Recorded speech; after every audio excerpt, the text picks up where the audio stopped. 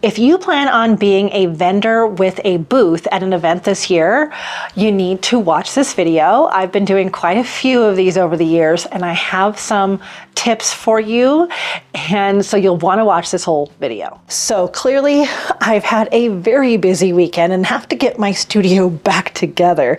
But let's talk about the pluses and minuses of being at an outdoor expo with a tent and all of your setup, because we are coming into event season, or you're getting ready for an event season, and these are things you really need to know for a successful event. All right, let's clean this place up. Now, Monique here of Silver Paw Studio, founder of Pro Pet Photog. This weekend I had back-to-back events. My goal for this year is to be a vendor or have presence at 10 events, and I actually am booked for 12. So I'm on track for that, for marketing for my business.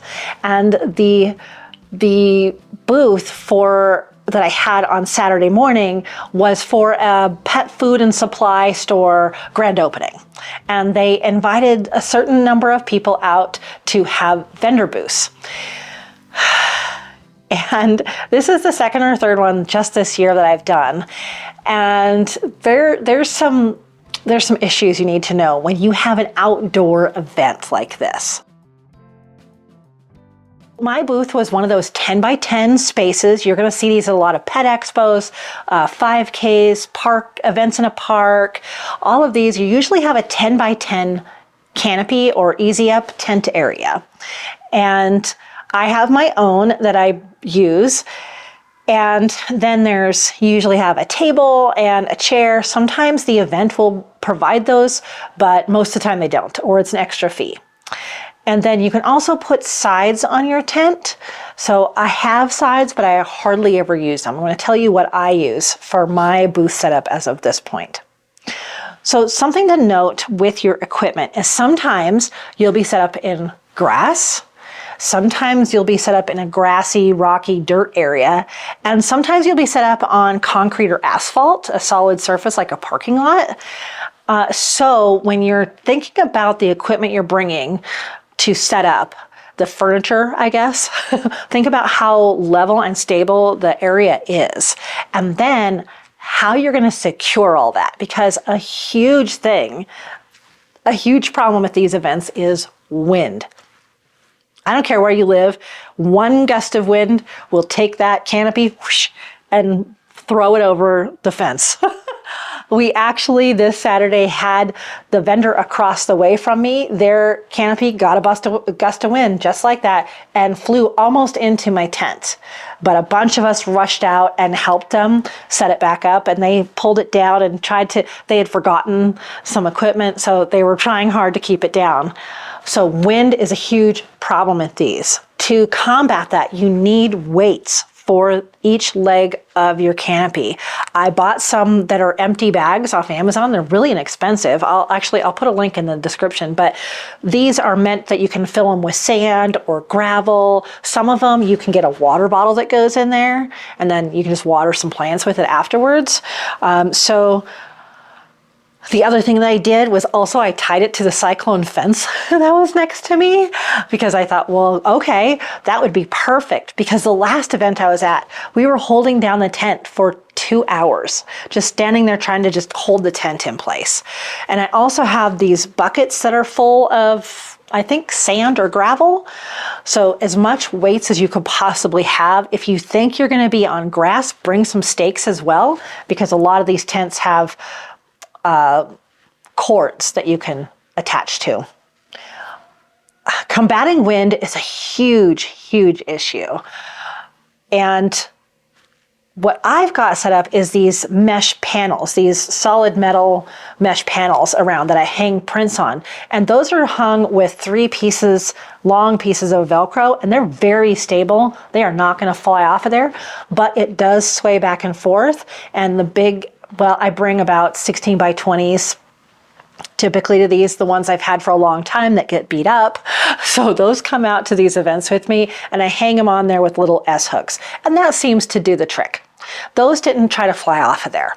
The problem was anything I had sitting on the tables. So if you bring stickers, you have entry forms I'm going to talk about in a second, any other papers, or any prints on easels, they'll fall over. So I have very heavy duty easels that I'm probably going to get some more buckets to put behind them so they'll really stay put. But those prints ended up kind of laying down on the tables, which didn't look great. Albums were flying open and closed that I had out there. The tablecloths were flying. So one thing I'm going to change in my booth is I'm going to get one of those tablecloths that just kind of is stretchy and it sucks onto the table. So I think I'm going to get that for at least the big long table, if not all three. I have 3 different tables. I have a 6-foot and I think a 4-foot and then the 3-foot square table, which is the same one that I used for my mobile studio setup, like for cats that you've seen on this channel. I take that to all these events as well. So I think I'm going to change up that with the tablecloth and get even more weights. So you really have to think about the equipment. The other problem with these easels is they're very difficult to put up by yourself. So I had to get a helper. I said, I'm struggle busing my tent. Can you please come help me? And she's like, sure. She was the person running the event, so she helped with a lot of canopies. So we popped it up there. But somebody told me there was an even easier canopy. So if you're going to be at a lot of these events every year, it's worth investing in a nice canopy. The fabric is nicer, it'll last longer. But there's a way that you can just push one thing up and the whole thing comes up, which is much easier than each leg clicking into place. Putting the whole thing down, I was able to do that myself, but I could not figure out how to get each corner myself. So consider that if you're going to these type of events. Those canopies can be tricky.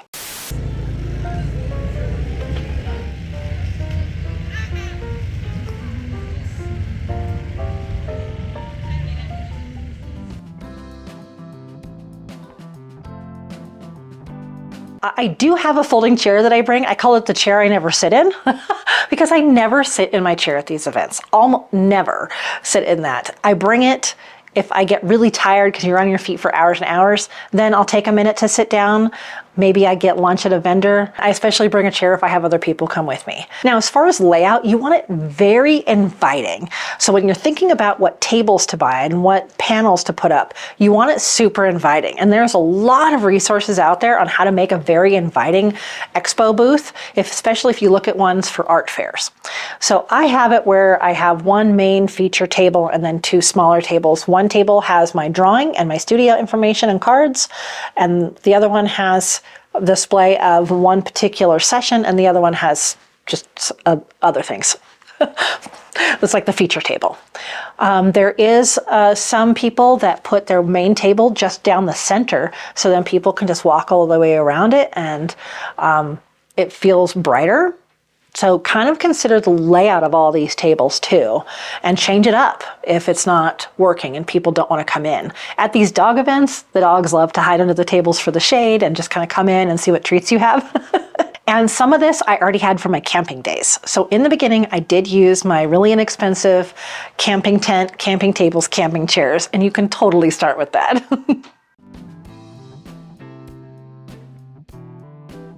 Another thing that is really helpful at my booth is people treats. So I bring little individually wrapped mints or other kinds of little people treats at my booth.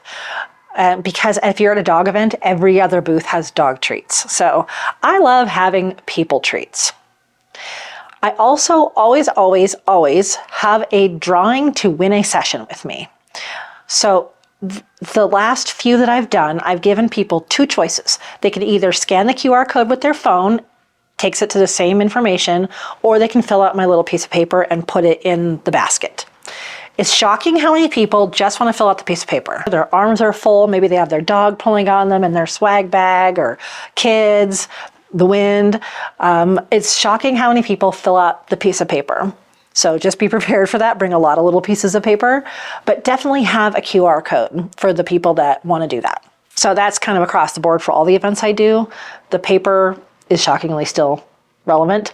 And then I import that all into my email program ConvertKit, and I pull a drawing from a random random drawing generator or the pieces of paper. And anyway, so they get on my email list. All these people get on my email list, and I choose the one winner that's going to get a photo session. And I do that pretty quickly. I usually tell people by that Monday, I'm going to do the drawing. You're going to get an email. And by the way, you're going to be on my email list. You'll find out all the great things that are coming up in my studio. And people are excited about that.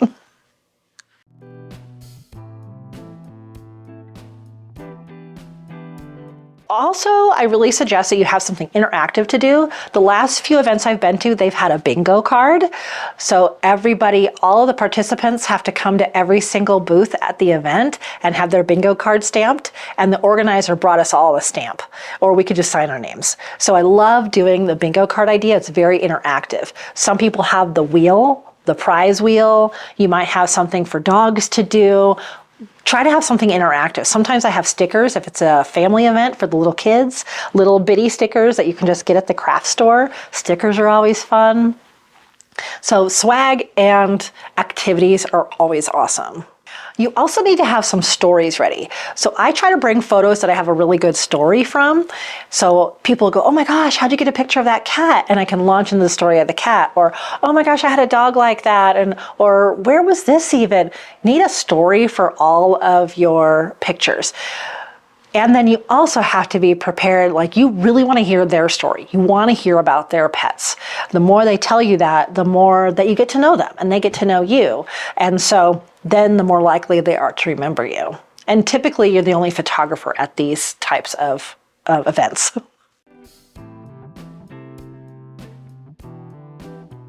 You also have to have a lot of reassuring things to say to people because they'll automatically say, oh, my dog is too squirmy.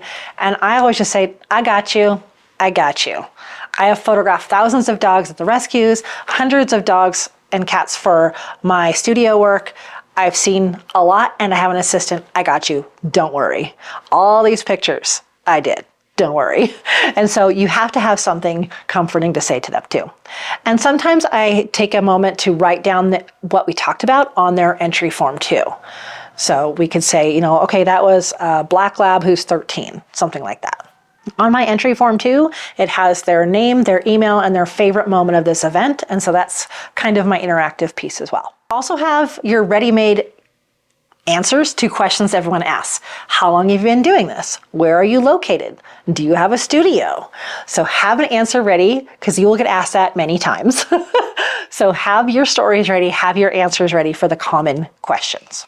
And a couple other things that you don't normally see on these kinds of videos and how to set up your booth that I really value at these. And you don't talk about it enough. First of all, it's if you can bring a helper, bring a helper. Oh my gosh, they might be a little bit bored once the whole thing starts going, but you can kind of let them go and say, hey, I need you for this amount of time, and then otherwise just enjoy the event. And because the other thing that you need to do that I want to tell you is go to every single booth. And this last event, it started off strong and I didn't have a chance to get around to everybody, but I usually take a stack of my business cards and I go to every single booth and introduce myself. So I'll say, oh, hey, you know, I've got my booth right down there with the photography. Tell me more about you. Let me have your business card. I can, if you have a stack of them, if it seems like a good fit, I'll take a stack, put them in my studio space for my clients to see, and they really love that. But I personally get around and talk to everybody. And that's where it's great to have your helper, because if you set up and the event starts and it's full bore, you still need to get out and do that. So I always ask my helper, could you please help me set up and tear down and then be at the booth while I wander the booths once or twice. So a helper's great for that. A lot of times though, you get to know the people right next to you and say, hey, I'll be back in a minute. Go ahead and stamp their passport or whatever. It's not their responsibility to watch your booth, but just to let them know you'll be right back. It's just a nice thing to tell people. But yeah, definitely go around and talk to everybody there. And then the one more thing is bring water. Oh my gosh, bring a giant thing of water and then check the event ahead of time and see if there's any food trucks around.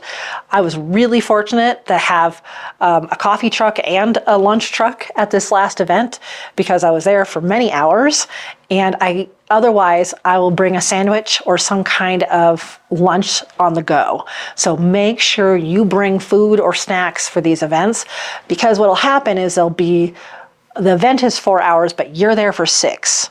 And then you're driving for an hour. So this is a full day of work, even though it looks like 4 hours at the event. And with the wind and talking to everyone, you will be exhausted, you will be dehydrated. I had a windburn from the last event. I had chapped lips and so those are things to keep in mind. And I really wanted to make sure you knew some of these, especially the wind, because it's just going to feel very defeating. If you don't walk away with anything out of this, it's because you probably didn't have a drawing or something interactive for these people to capture their email addresses or somehow get in contact with them again. So those are some big ones, and making sure that you're cared for with your food and your water, sunblock, hat, whatever you need. I don't usually take pictures of these events. I just want to get to know your dog. Okay, I gotta get video. Yeah. Fred, where are you going? Hi, Trace. Hi. Oh, another bonus one would be photograph the dogs that are there or people, and this is a great thing to have your helper do, is take behind the scenes. Always get a picture of you at your booth, and if you can get some pictures and video, I do a story, an Instagram story, hey, I'm here, or a reel. So make sure you get all that kind of content too that you can tell people about later. Here was my booth, and come see me at my next one.